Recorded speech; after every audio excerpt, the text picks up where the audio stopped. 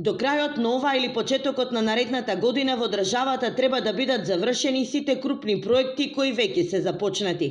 Тоа е нашата стратешка цел, порача премиерот Христијан Мицкоски. Браната на река Отиње во Штип се гради интензивно. Со ребалансот на буџетот дополнително се обезбедени околу 2 милиони евра, со кои изградбата на браната достигна до 8 милиони.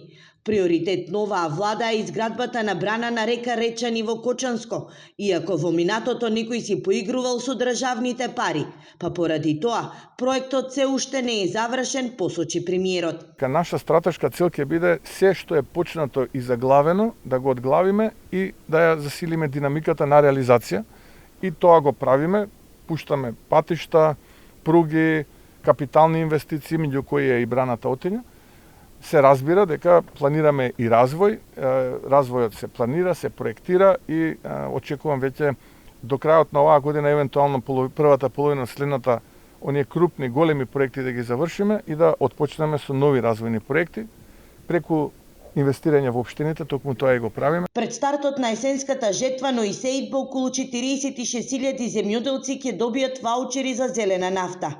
Процесот е веќе отпочнат и за оваа мерка се издвоени над половина милијарда денари. Наш фокус остануваат земјоделците. Пред да дојдам во Зрновци, бев во Чешиново Блешево. Разговарав со земјоделците од Чешиново Блешево. Сега тие кои што култури доаѓаат, меѓу нив е и оризот.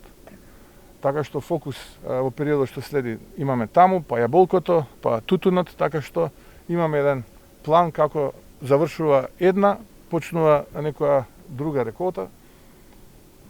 Така што во периодот што следи сите овие култури и земјоделците се во најоштрата наша опција. Годинава ќе биде берикетни за лозарите. До сега собрани околу 90 милиони килограми грозје. Проекциите се дека бербата ќе надмине над 110 милиони килограми, што е за околу 45 милиони килограми грозје повеќе од лани.